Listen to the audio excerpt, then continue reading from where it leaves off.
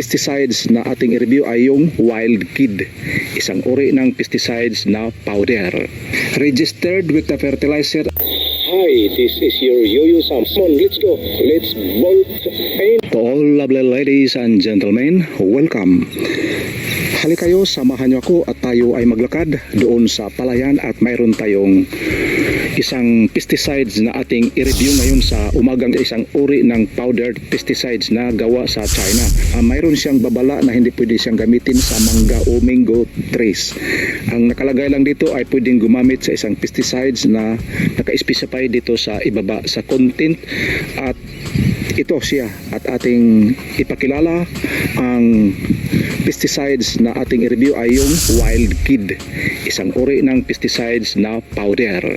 Registered with the Fertilizer and Pesticide Authority pursuant PD 1144, FPA registration number 201-184-1577, distributed by Cultivita Incorporated, Urok 1 Aurora Road, Barangay San Isidro, Cabanatuan City, Nueva Ecija, Philippines.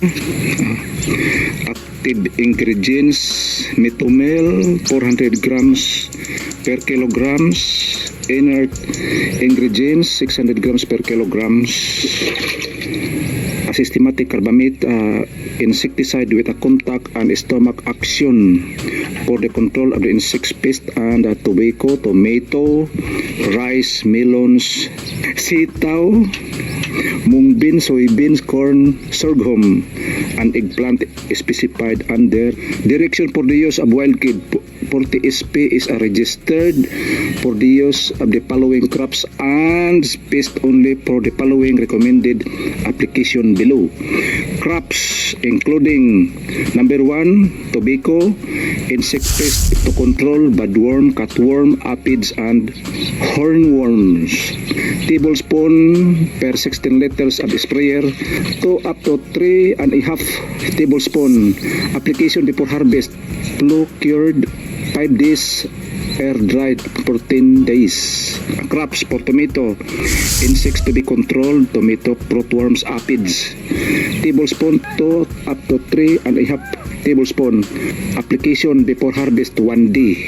Rice, insects pest to be controlled, green leaf hoppers, armyworms, kissworms, and leaf folder. 2 tablespoon up to 3.5 tablespoon per 16 liters. Application before harvest 3 days. Melon, insects to be controlled, aphids, squash, beetles, leaf folder. Tablespoon per 16 liters. 2 tablespoon up to 3.5 tablespoon per 16 liters of sprayer. Application before harvest 1 day. Another crops: beans, sitaw, mung beans, soybeans, insects to be controlled, leaf folder, flea, beetle, beanfly, padborer, aphids. Tablespoon per 16 liters. 2 up to 3.5 tablespoon per 16 liters. Application before harvest 3 days.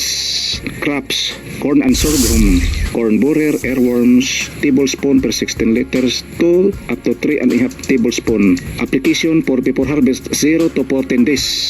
Last crops: eggplant, asparagus, and banana. Insects to be controlled, aphids, flea beetle, fruitworms, and lady beetle. Tablespoon 2 up to 3.5 tablespoon per 16 liters. Application before harvest 5 days.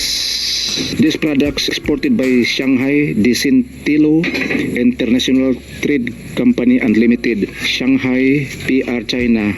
Date formulated August 10, 2022. Hindi ito pwede siyang gamitin sa mangga dahil nakalagay dito na bawal gamitin.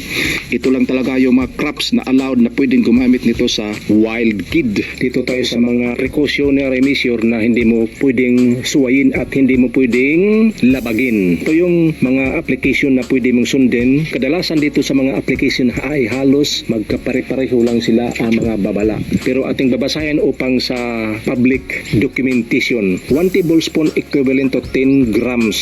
Frequent and methods of application. Begin spraying when pest appears and repeat application every 5 to 7 days if necessary.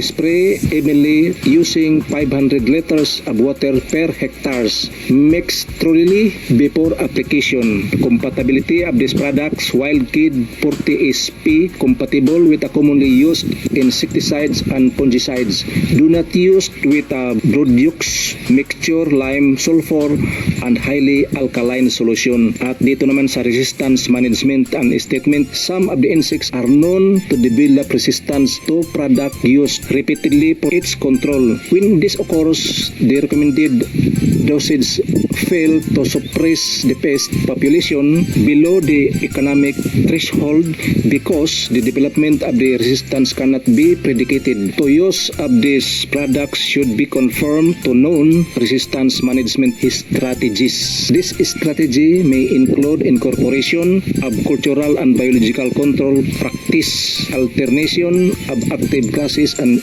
insecticides on succeeding generation, and targeting the most susceptible life stages. Consult your local agriculture authorities for details. Re-entry period: do not enter the field treated with Wildkid 40 SP within 12 hours after application. Storage and disposal: store in original container away from other pesticides, fertilizers, feeds. Completely empty pesticide into application equipment. Bury empty containers in a sanitary landfill away from the source of the waters.